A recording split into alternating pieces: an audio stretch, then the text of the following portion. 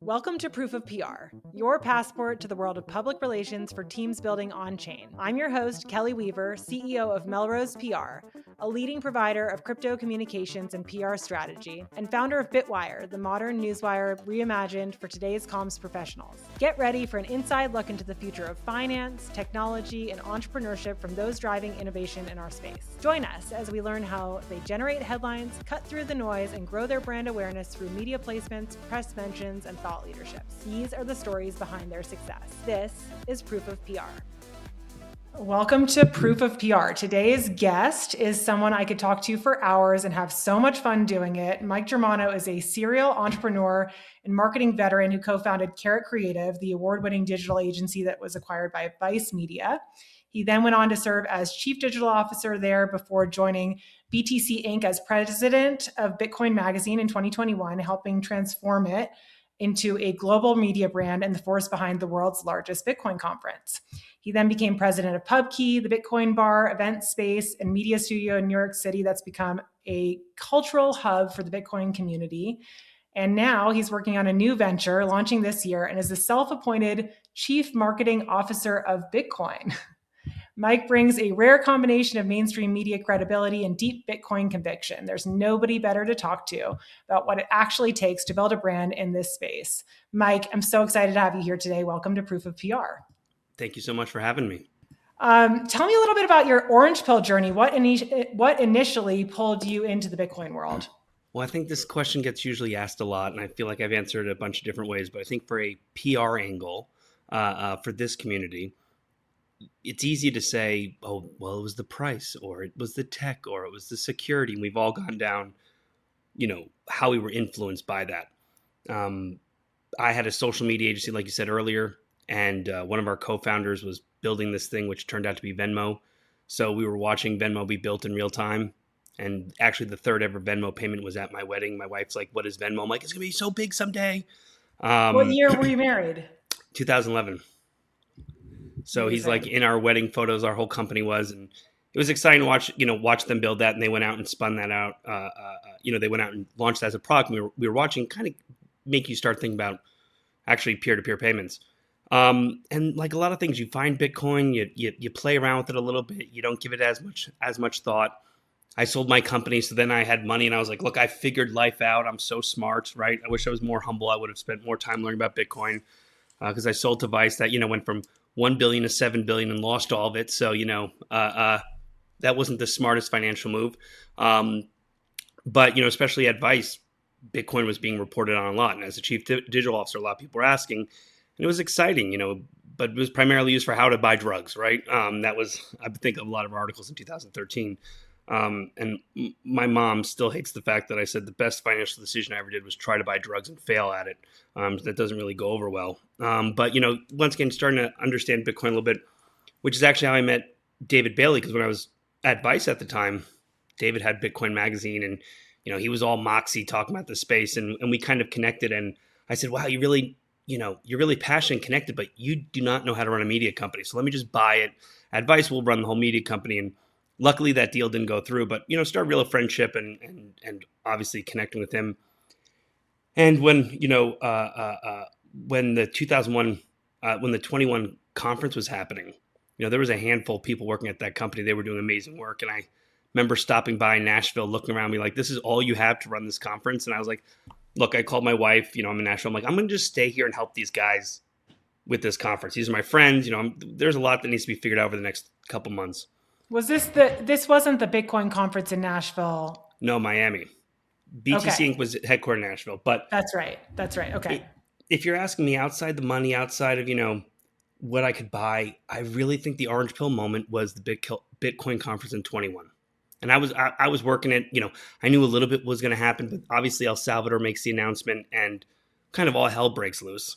I'm backstage, I'm watching Jack come back and, be pretty emotional, and just backstage with everyone who's been in this fight and journey for so long, this kind of excitement and relief. But to me, and I always bring this up, it was the after party.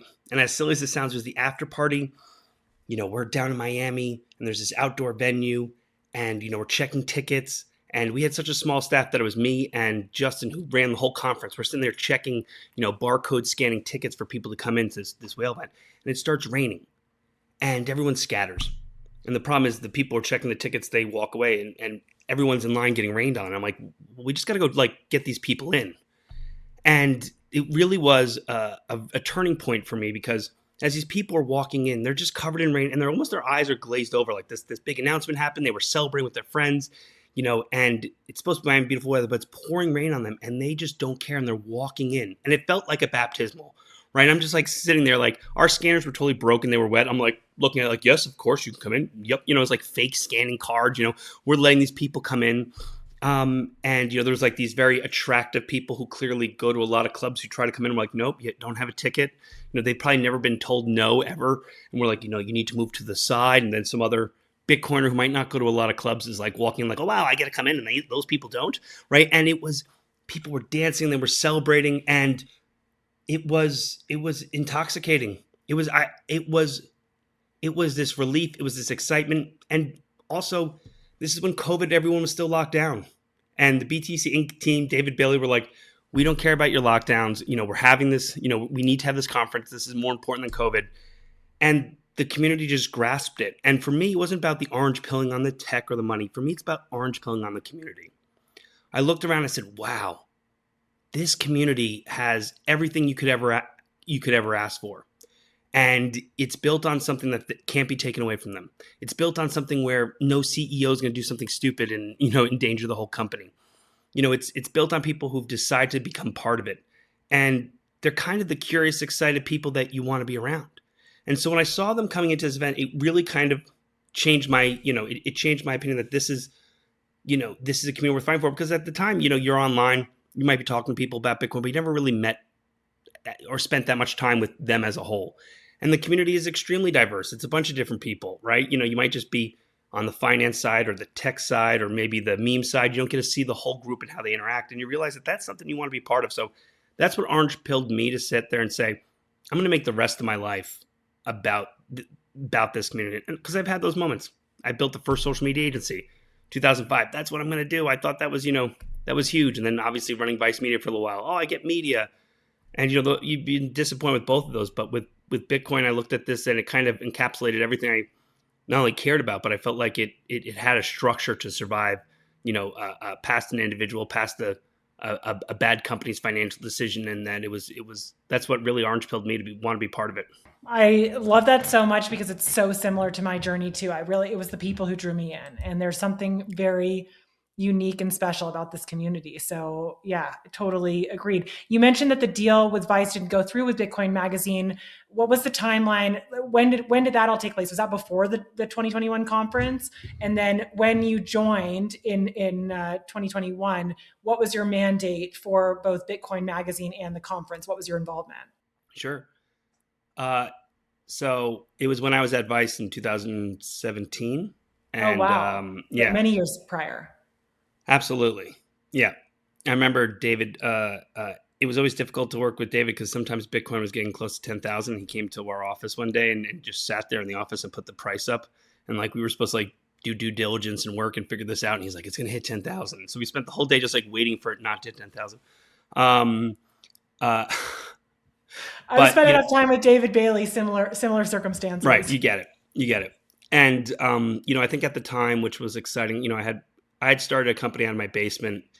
And when I sold to Vice and when I was at Vice, my side of the company is about 400 people. So, he walks in this office. I spent, I think $5 million built at my last office, that I designed. And I'm walking him around the office I built and not knowing the size that they had, especially in 2017. I think he was excited by that.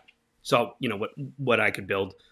And as, I think entrepreneurs sometimes get really connected because they know each other's kind of journey and path and know the good and the bad. And sometimes it's hard to even be able to have that same connection with just a traditional employee who you have to have a boss relationship with. So, when I left Vice in about late 2017, early 2018. And with me not there, I don't think the deal went through. And it was more of, I thought it would be a smart partnership for us. I think they obviously saw what we were doing as a media company. And at the time, we still printed a magazine.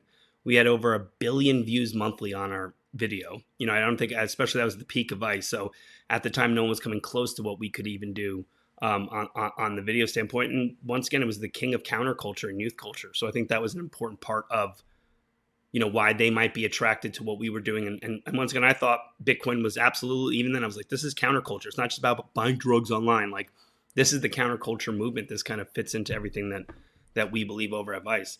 And the funny thing is the other person I brought into a lot of the conversations was the president of Vice at the time, was like employee number 2, who really grew Vice to what it was, Andrew Crichton. And he's now the chief commercial officer over at Bitcoin Magazine. So I remember being, all the guys at Vice were like, you're just the nerd. You're just the chief digital officer. That's why you like Bitcoin. I'm like, no, this is the future. And so happy one of the guys listening to me is now still there to right now. So what did that look like, your journey at Bitcoin Magazine? And I know you were part of the team that put together the Bitcoin conference where Sure. Trump obviously appeared on stage and very famously delivered a keynote. And, those clips have, I think, the highest ROI of all time of any Bitcoin event. But, how did that all come to be, and what was that journey like? I think obviously when I joined Bitcoin Magazine in 21, all the grit that David and the team put in to survive that long is important, the foundation. I think having a veteran person who's been in media, who's, had a company that's been in 28 offices around the world and billions of views, to look at it, and from the moment I saw it, I was like, this is, I knew even in 2016, this was an important movement and this could be important property. But especially seeing what they put together in 21, the community there, I knew it was a massively untapped media property, right? That just needed some people been there before to say, hey, this is what we can do. Okay, well, let's, we're live streaming the biggest event. Let's treat it like college game day. This is how we built this is how we can build the news desk. This is why you want to build the news desk, because you have someone speaking about a topic that's so amazing, but no, we don't get a cut to any experts to then give you some analysis on it for just kind of the normie core audience that's looking at it. And I think also bringing a level of not only having built those things before, but also as saying Bitcoin Magazine's in a unique spot because, yes, they've catered to people who've been on this journey for 5 or 6 years, but you're also the top of funnel for new people coming into it. So they might not be able to sit there and be able to, relate and understand a lot of Shinobi's arguments on technical development, 4 months in. But, we need to have that information for one part of our audience, but you also need to introduce people to why this is important. And Bitcoin Magazine, Bitcoin Conference, there were a lot of companies who had no idea how to contact Bitcoin. So they would be kind of calling us up, and I found myself in this weird position. Like all of a sudden someone from the NFL is like, I want to give out Bitcoin to my players. You guys are Bitcoin, right? And I'm like, sure. How do we help you there? And obviously with President Bukele making the announcement, I think it was 2 weeks after the conference, I was like put on a plane to go to El Salvador. Like, we need someone to negotiate and, go down there and represent us. And it was a, small team. And, I got picked to do that, which was kind of an exciting journey. Yeah, it was like 2 weeks right after the conference, and still during COVID craziness, and I'm down there meeting with all the representatives from El Salvador, seeing Bitcoin Beach, and realizing that this is a global movement, and especially I think obviously my background, Vice, handling a global media company, knowing where we need to put it. First thing I did was help Vice become global. So I said, number one, I need to reprint the magazine. I thought that was important. They go, it's a loss leader. I go, it doesn't matter. We're in such a Bitcoin digital world. People want something physical. They want this story. And it also, by doing a print magazine, I was able to use those funds to then invest in long form journalism, because especially at the time, it was, Bitcoin Magazine was a blog that was, writing articles. CK did an amazing job, building the next iteration of it. But there is no long form journalism in our space. There's people who may be passionate about it, but on a commercial side who can kind of actually be a media company to back that up, make that investment. And, how do we tell the story of El Salvador, the good, the bad?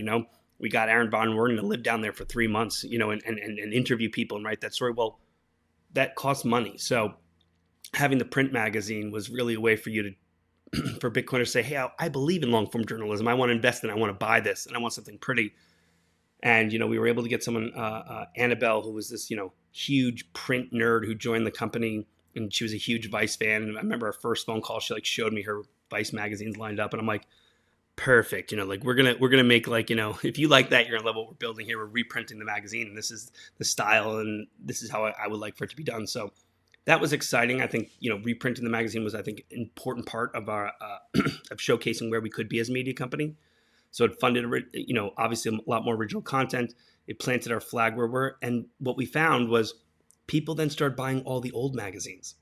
So once we reprinted the new ones, people go, I want to buy the old ones, and they turn those into collectibles. And actually, part of our secret sauce was we made a lot of money selling our old magazines that helped us fund a lot more of our journalism. And so I think from day one, I looked at everyone. I said, hey, look, this is going to be a serious media company.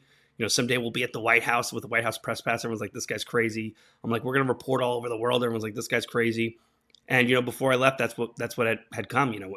Did deals in Ukraine to have a Russian Ukrainian language content be written, original content, and then obviously translation.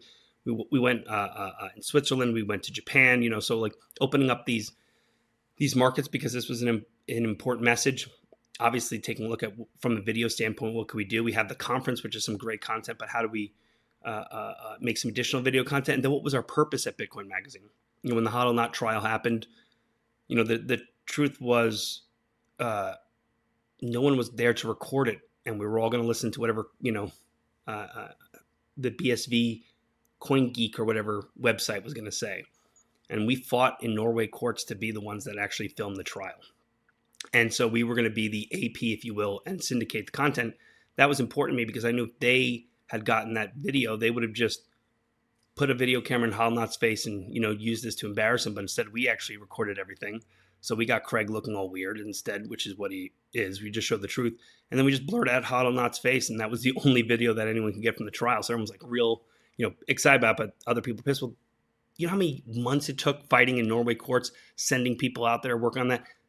That's a massive investment that you're going to make, that if you're just a blogger, you can't make it. Now, all the bloggers are going to cover that and talk about it, but you need to have that infrastructure as a media company. Partnerships with NASDAQ, so our content is out there. And, once again, you're printing out stories. You're able to interview important people, take that seriously. And then I turned, obviously, Bitcoin Magazine, looking at it, saying, it's not just our conference. How do we use this as a platform to record other Bitcoin events, be the live stream for other Bitcoin events? And so, whether that was with, the launch of a certain mining pool, that might not like ordinals, even though we were using ordinals, we're still going to broadcast that as a big announcement. And then even, Michael Saylor's Bitcoin for Corporations, hey, we're happy to broadcast that event, which, became a partnership. So I think that was part of the purpose of how can Bitcoin Magazine talk about the whole culture of Bitcoin. And that was very exciting for me. I absolutely loved it. It was a tremendous amount of fun. I think we were at the center of the spear in terms of what was happening in Bitcoin. You want to launch a Bitcoin Croc. We were able to partner with Croc and the people at HODL and launch that. And once again, Bitcoin Magazine had one of the largest Twitter accounts. So people thought that was, Bitcoin broadcasting it out. So look, that was fun. I love being at the part of culture and community. And I really understood, obviously, media at a global level. So I was really proud of what we built there. And that was very exciting. I mean, you understand the value of, it's really fun to hear you talk about the physical magazines and bringing those back, and then the physical Crocs. I'm looking at your beautiful background. You have all these fun collectible items, Bitcoin in the physical world. I feel like that's one of the things that you bring to this. Is there, was that based on your history that you saw an opportunity there? Yeah. I had my agency, which I started in 2005 right out of college, and because it was social media, it was new. All of a sudden, we ended up getting the biggest brands, and I think you can tell I'm pretty excited about what I do. And we had everyone from Rolex to Ferrari to Ford to Netflix to the Yankees. So we got to work with the biggest brands in the world, luckily, and really seeing actually how when people love a brand, what are they willing to buy? How are they willing to represent it? What are they willing to do? And once again, the role that you have to serve that community, and where you can overuse it or where you can, where you don't want to destroy it. Like I saw the New York Yankees make a Yankees fragrance that they sold in Europe, right? And I'm like, is that really what the New York Yankees should be about? But people bought a lot of it, right?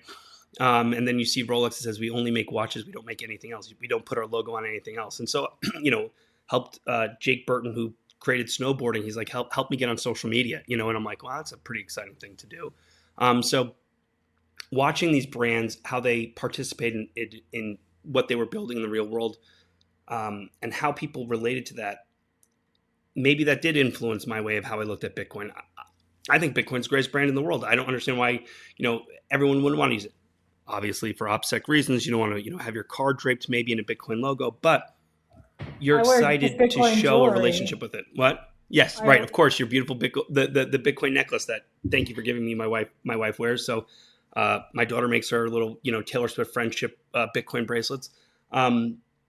But people want to have a physical connection to it. If these people are this passionate about Bitcoin, you've changed your life, you how you think of finance, how you think of the rabbit hole journey you're going down. Why would you not want to kind of show that off?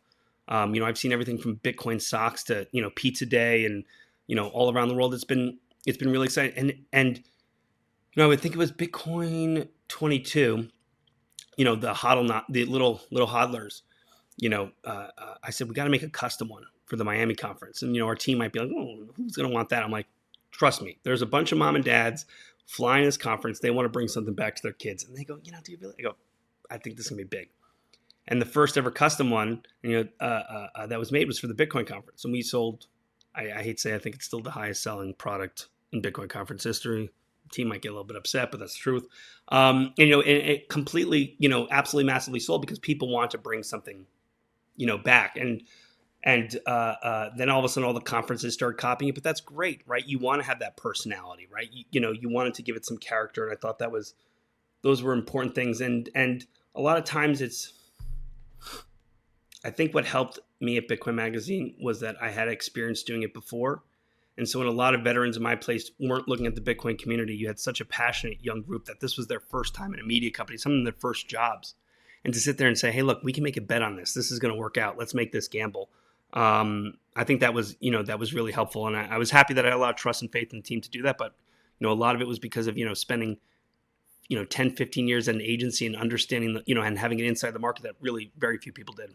In terms of your past and the people that you used to work with before all this, how many of the top marketers and agency leaders are actually paying attention to Bitcoin and participating in it? I think that's an important point. This is the part that I just don't understand. I've won marketing awards. I've been in the community with the biggest names, people who are just brilliant marketers who understand community, why you build for a brand. None of them look at the Bitcoin space. I don't understand.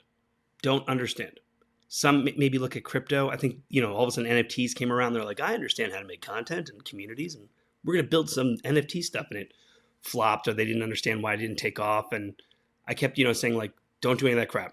It's just Bitcoin. Look at this Bitcoin community. This is everything you could have ever wanted. If you made a brand pitch of like an active community like that, has our values and helps build the community and represents the brand, and, the Bitcoin community would be top of the list, but yet none of the great marketers are in this space.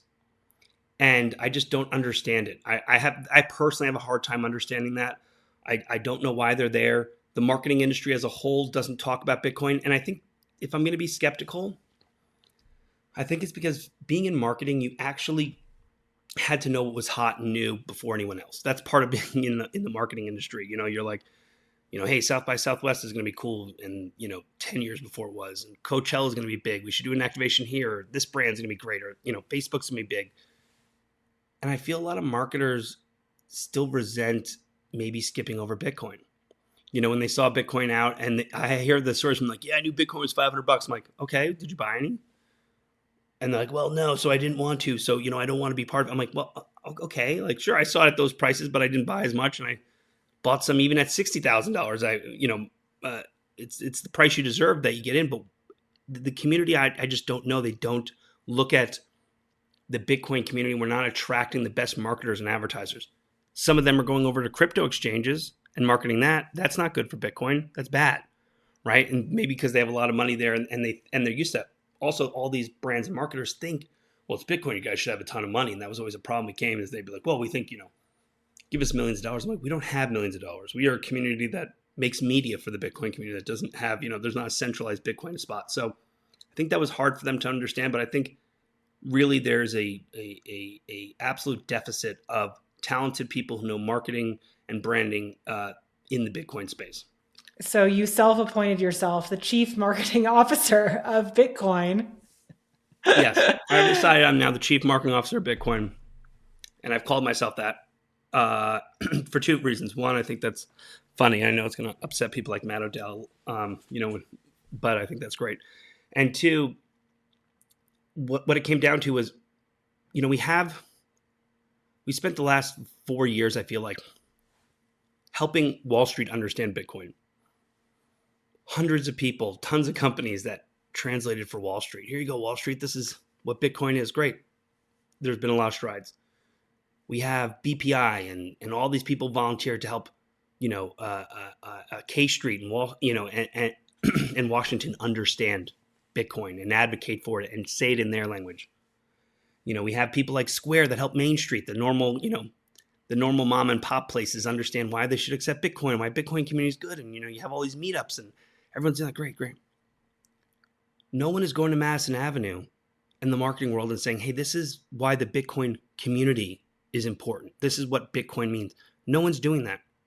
And I know it sounds silly, but sometimes if you want to get a community to join, you have to kind of talk in their language. You have to meet them where they are, right? And we've done that for so many different important parts of of what makes up kind of the Bitcoin ecosystem, but we've never done that for marketing branding. And I say that, and people hate sometimes marketing commercials, and I love them, but it's important.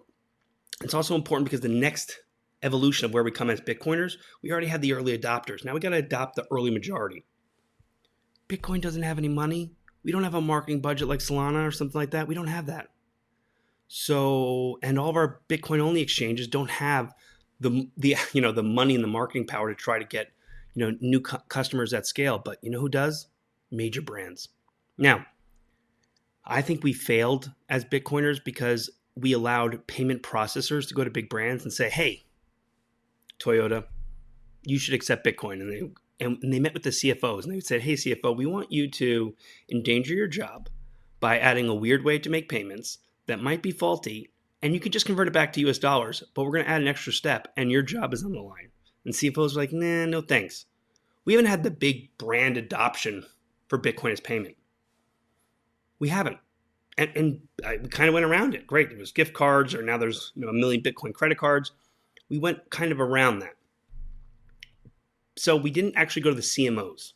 We didn't go to the CMO of Toyota and say, hey, I know you want to advertise cars. I know you think crypto people love Lambos. That's not the point, actually. Bitcoiners want to sit there and have good value.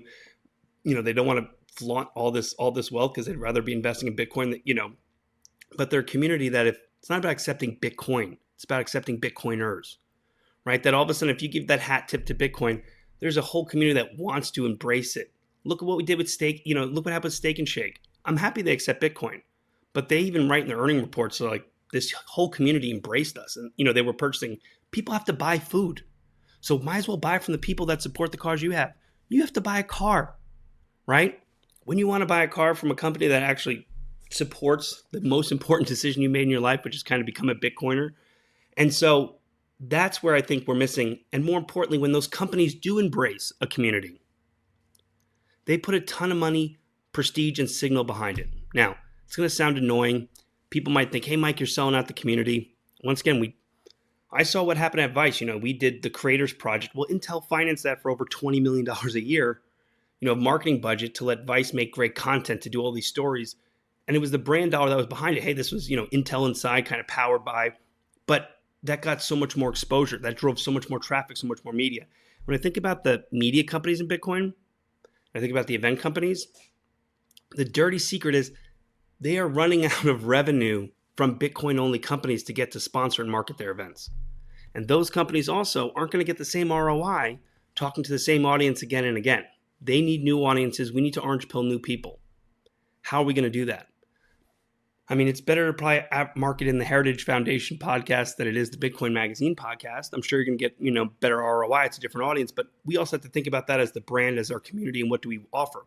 What we offer, I believe, is this unbelievable audience that's passionate, that does have disposable income. And let's say Bitcoin does 1/8 of what we think Bitcoin's going to do. Isn't this going to be the most valuable audience, customer base in the world? Aren't you just buying an option on, future people with high disposable income. So it seems like financially that makes sense. They're early adopters, great. They're willing to educate themselves on the product, great.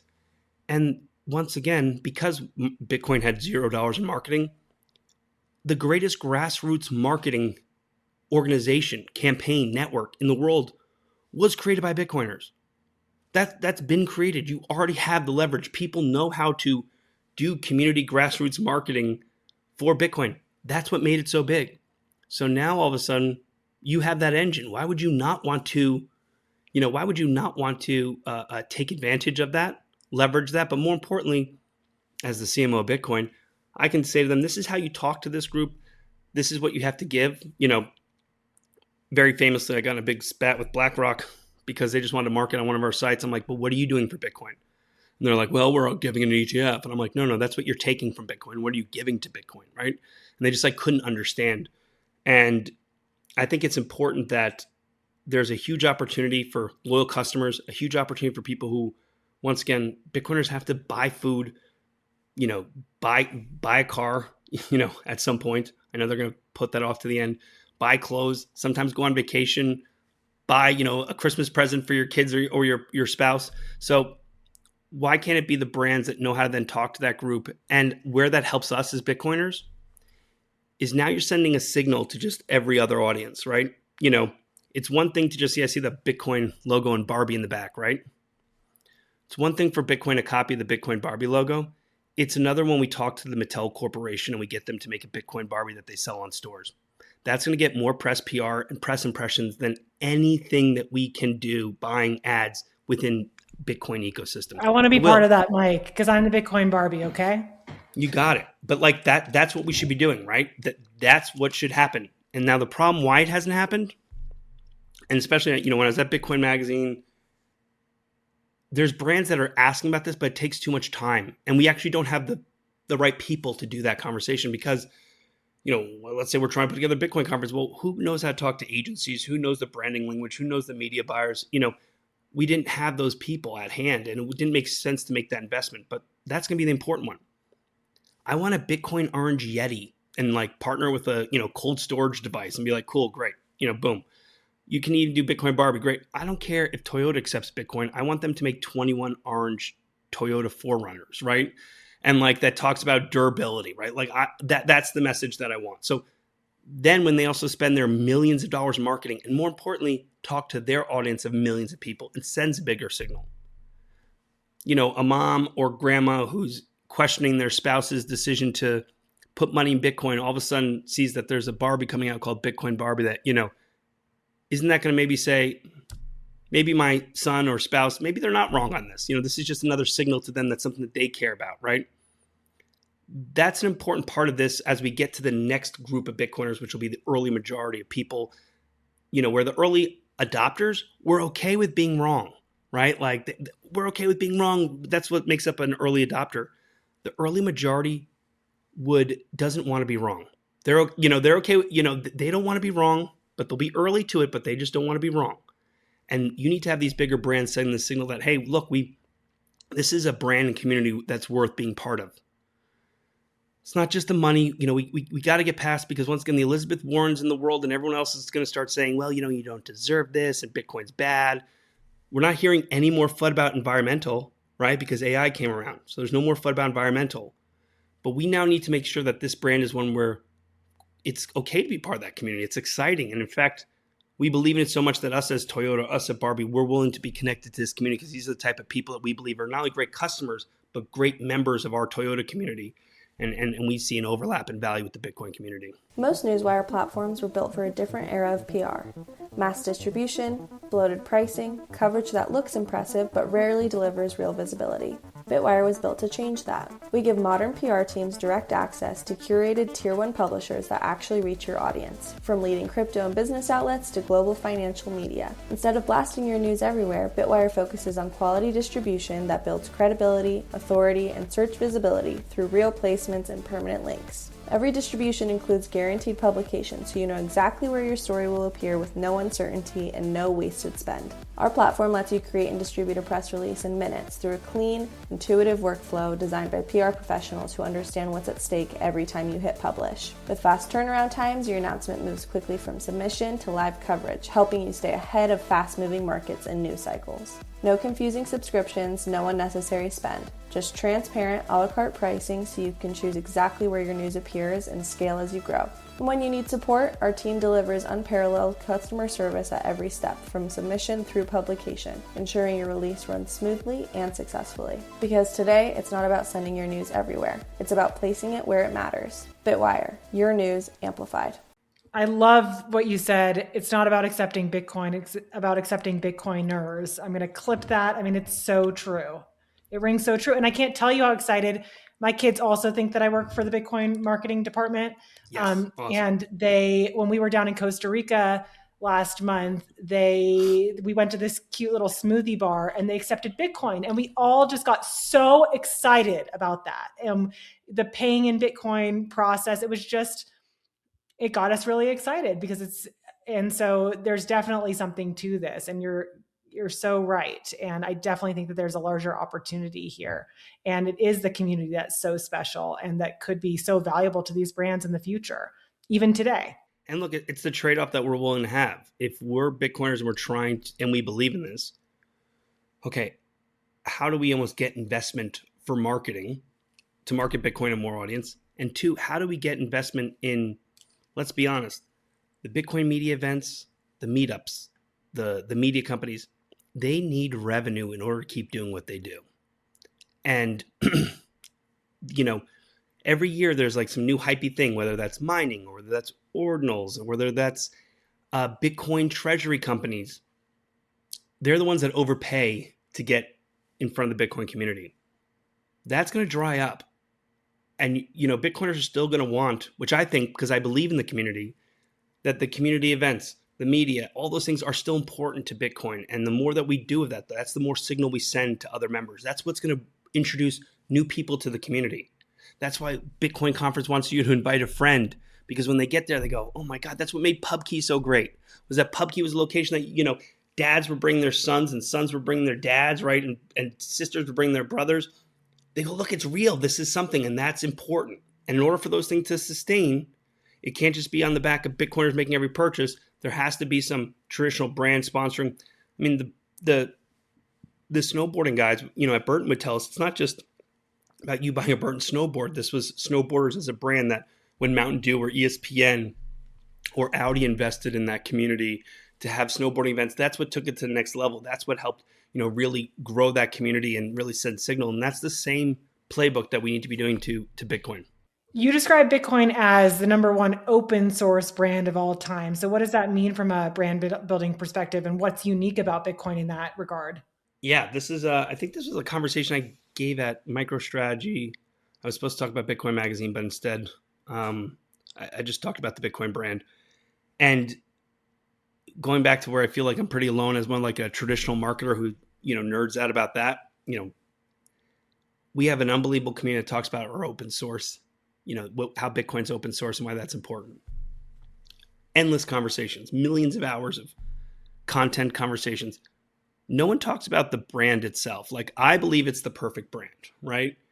That when it was created, 2 years after Bitcoin, and it was just given away by a guy named BitBoy, on a thread. And they put up, okay, what Bitcoin logo should we vote for? And it got 178 votes. And they were like, well, that one's good. Great. Let's use that.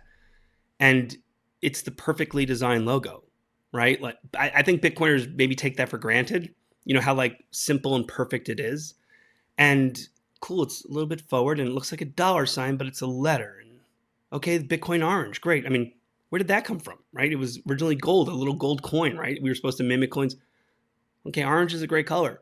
21, great. We have a number. Okay, cool. And all of a sudden you have this brand. And by the way, it's free for anyone to use. Okay, so this brand that anyone can use. Okay, so as Bitcoin built, you had this brand that people are attached to, that people know what it is as values, that any company can use. Was El Salvador smart for adopting Bitcoin because it was a great marketing promotion? Was that great for tourism? You go to Bitcoin Beach, right? And people just literally, there's garbage cans and people just put a little Bitcoin B on it. My kids love it. They see all this art. If that was called Red Bull Beach, you don't think the lawyers from the Red Bull Corporation would come down and be like, cease and desist, you can't have that. But you can call it Bitcoin Beach. You can leverage the Bitcoin brand, right? And sit there and put that to your identity. Everything that's in Bitcoin, once again, we put Bitcoin on Crocs and sold that. People might not want to buy the Crocs, but they'll buy Crocs with the Bitcoin logo on it. And what Crocs would have to do in the past is they'd have to pay the Marvel Corporation licensing fee to put Spider-Man on it. Guess what they don't have to do? They don't have to pay the Bitcoin Corporation to license that brand. So all of a sudden we have what I believe is an open source brand is that number one, it's open for anyone to use, which is exciting. If you look at the biggest brands in the world, you can't touch it. You can't put, you put Rolex, fake Rolex logos on a shirt in New York, that at some point they'll hopefully arrest you, maybe not Mandami's New York, but you can't just, steal someone's logo. So it's an open source anyone can use. And two, it then allows the community to build on it, right? And that is, while it's very scary and could get out of hand, has been an unbelievable opportunity for people to really embrace it. So, what's unique is even though anyone can change that logo, if they want them, and people use their different version of the Bitcoin logo, the truth is the Bitcoin B has outlasted everything.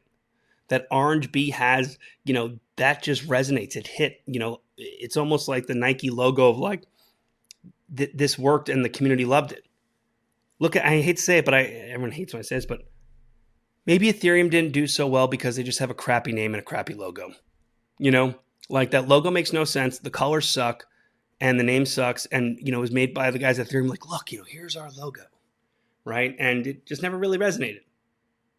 Bitcoin logo is made by the community, given to the community, and it works. And at any point, people can change it. Other companies can do different versions of it. Why don't they? Because it's, it really resonated. The open source community has embraced it and you can't get rid of it. No one owns it. So when you look at other brands, the Disneys of the world, the Rolexes, the Fords, they put billions of dollars of valuation on their logo and identity itself. Well, I think Bitcoin outside. I think Wikipedia is the only other open source brand that is at the same public awareness as the Bitcoin logo. The only other brand that even comes close, so I think Bitcoin is like at 90%, was like Linux at 8%. No one's putting, no one's like sitting there. Some Linux people, I know they love Linux, but you're not putting Linux logos on Crocs, right? You're not putting a Pez dispenser with a Linux logo on it. But you are doing that Bitcoin. We have the Chia Pet Bitcoin. There's now a Rubik's Cube Bitcoin. Those are little things, but they're nostalgic. They're actually saying, look, Bitcoin is here. It's not going away. And actually, we're only going to build for the future, but we're going to embrace fun little things that happened in the past. Those companies didn't have to pay Bitcoin to use them. And that actually what makes them maybe use it even more. So when we're talking like, I don't have to pay a licensing fee, great. It's like, where do I get the logo? They're like, the only money they spent was they would go to, I think, like Getty and buy like a Bitcoin logo. I'm like, oh, this is the version we should buy off Getty. Like they didn't even know it was like open source and where to get that from. Obviously, as the new chief marketing officer of Bitcoin, I plan to make that media kit that, look, here's the identity, here's how to, here's how to use all those things. But once again, no one's talking to these groups where I think they've just kind of organically maybe found a couple advocates, but we need to have a larger scale, attack Madison Avenue the same way we've attacked Wall Street, Main Street, and K Street. Fully agree. Can you talk about what's next at all, or is that sort of under wraps for now? Well, this part of it's been very exciting. I think you said earlier, like I've always loved running my own companies. And I've been helping other Bitcoiners run their companies, but I wanted to get back to running my own. It's exciting because the work that I've been preparing, putting together the right people, has been very exciting. I think we'll have some maybe announcements over at the Bitcoin conference, but of course, Kelley, you have a brilliant agency. You do amazing work. You're one of the few people that I was like, wow, you understand what this Bitcoin community is about. And so your podcast is more important to me than anyone else's because you, as a fellow agency person who understands, all this and shares the passion, just putting this out there, as we're building it, there's a lot of companies that want to hire us to do their Bitcoin marketing. I said, thank you, but no thanks. Like we're going after the biggest brands in the world to get them to want to adopt Bitcoin.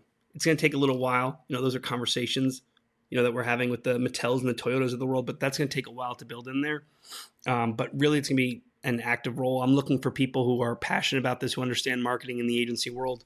that want to talk, because as we try to build a team, you also have to provide services to make revenue to grow a team. So there's a bunch of different avenues that we're looking at how we kind of finance that and grow that. Right now, it's the passionate people who really believe in it. But I think that this business endeavor, not only is it important for Bitcoin, but there's a huge opportunity for I think smart revenue. And I think it's also important that there's a lot of great Bitcoiners who are very creative, and they might not know this, but the traditional agency marketing world helped finance a lot of great creatives. I mean, Dr. Seuss started by making like mosquito ads, and worked for like Chiat Day in Chicago for years, right? Like that's how he made his money, so that he could then try to make children's books, right? Like people don't bring that part of it up, that the marketing agency world was a really great way for creatives to get paid for their work as they pursued other passions. And so when we think of building out a great marketing agency for Bitcoin, you don't want just a bunch of full-time people. I want people who are passionate, have great knowledge of what they do, and being able to tap into them. So the network is always what's made Bitcoin valuable, and I think it's going to make the marketing side of this valuable. So luckily, I've had a lot of great relationships and kind of have had these conversations and building that out, and then it's just deploying it for the right opportunity. This resonates so deeply with me. I'm so excited to see where this takes you. Thank you so much, Mike, for joining the show today. It really means a lot. I really appreciate you and all that you're bringing for Bitcoin, and really thinking outside of what we've done so far and how we can make this so much bigger. So thank you. How can people keep in touch with you or keep up to date with all that you're working on? Great. Yeah. Well, first off, thanks for having me. Wonderful. Anyone who's listening, it's at Mike Germano on Twitter. I was on Twitter way before it was cool to have some Bitcoin names, so I'm just my original name. So Mike Germano on Twitter is a great way, I think, to get connected with what we have going on. And we'll be making some other big announcements shortly. Can't wait to hear them. Thanks, Mike. Thanks so much, Kelley. Take care. Thanks for tuning in to Proof of PR. This episode was brought to you by BITWIRE.com, the modern newswire reimagined for today's comms professionals. If you enjoyed this episode, be sure to subscribe, rate, and review us wherever you listen today. To stay up to date on upcoming guests and news, visit proofofpr.com or follow us on Twitter at Proof of PR. Until next time, keep learning, innovating, and hodling.